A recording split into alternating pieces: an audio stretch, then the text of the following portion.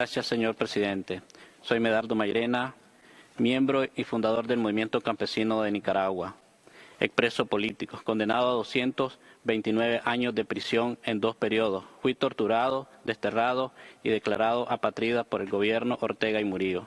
Nicaragua es un estado que vulnera todos derechos humanos, sistemáticos en todos los derechos,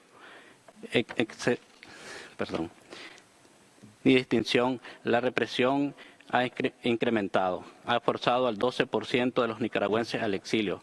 Los campesinos han tenido que abandonar sus tierras y enfrentar el exilio. Los adultos mayores no han sido escapados de la represión estatal. La libertad religiosa no existe. El derecho a la educación ha sido afectado por el cierre de 29 universidades. Pido al Consejo y a los estados que tomen acciones contundentes para que cese la represión sistemática que enfrentamos los nicaragüenses, sobre todo los campesinos y los pueblos indígenas y afrodescendientes.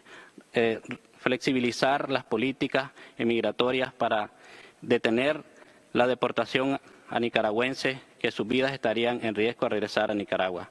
La libertad inmediata de más de 100 presos políticos, incluyendo la de Monseñor Rolando Álvarez, y la prueba de vida del líder indígena Brooklyn Rivera. Hay más de 6 millones de seres humanos que tenemos la esperanza y la confianza en la comunidad internacional y la Declaración de los Derechos Universales de Derechos Humanos. Muchas gracias. Muchas gracias. Tiene la palabra Human Rights Watch. Agradecemos la actualización del Alto Comisionado sobre la situación en Nicaragua. El Gobierno sigue recurriendo a la represión para acallar toda crítica o disidencia. Las autoridades han desmantelado sistemáticamente a los grupos de la sociedad civil en el país, han utilizado o han abusado de leyes para poner fin al registro jurídico de más de 3.500 organizaciones no gubernamentales. Aproximadamente el 50% de las ONGs registradas oficialmente en Nicaragua, según las últimas cifras oficiales. En octubre, 81 presos políticos siguen encarcelados, según los grupos de derechos humanos. Esto incluye al obispo Rolando Álvarez, cuyo caso es un ejemplo de los ataques constantes contra la Iglesia Católica. Los grupos indígenas también son objeto de violencia persistente, que incluye detención arbitraria, persecución y confiscación ilegal de sus territorios tradicionales. En noviembre, la decisión en Nicaragua de retirarse de la Organización de Estados Americanos se aplicó, privando así a numerosos nicaragüenses de poder recurrir a la Comisión Interamericana de Derechos Humanos. El país no ha permitido que mecanismos de supervisión ingresen en el país desde 2018. La comunidad internacional, en particular los estados de América Latina, deben actuar de manera categórica para abogar a favor de una transición democrática que garantice los derechos en Nicaragua, y hay que exigir la puesta en libertad de todos los presos políticos y supervisar atentamente que cualquier préstamo existente o donación al gobierno de Nicaragua se utiliza para cometer violaciones de derechos humanos o que se absorben debido a la corrupción. Gracias. Gracias. Tiene la palabra la Fundación de Desarrollo Panamericano.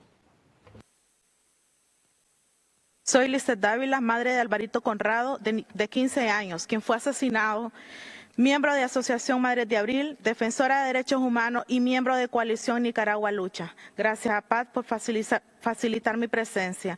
Como familiares de personas asesinadas por el Estado de Nicaragua, junto con el pueblo sufrido, asediado, encarcelado, exiliado y desterrado, continuamos con nuestra lucha incansable por el respeto a los derechos humanos y a la justicia sin impunidad que nuestros hijos y familiares merecen.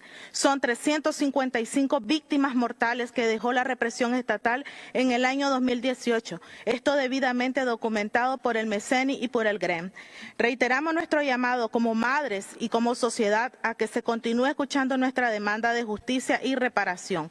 No se puede normalizar la crisis sociopolítica y de derechos humanos que aún vivimos en Nicaragua. Necesitamos el apoyo de la comunidad internacional para llamar al Estado de Nicaragua a cumplir los convenios y tratados en materia de derechos humanos. En Nicaragua no hay ningún tipo de libertad.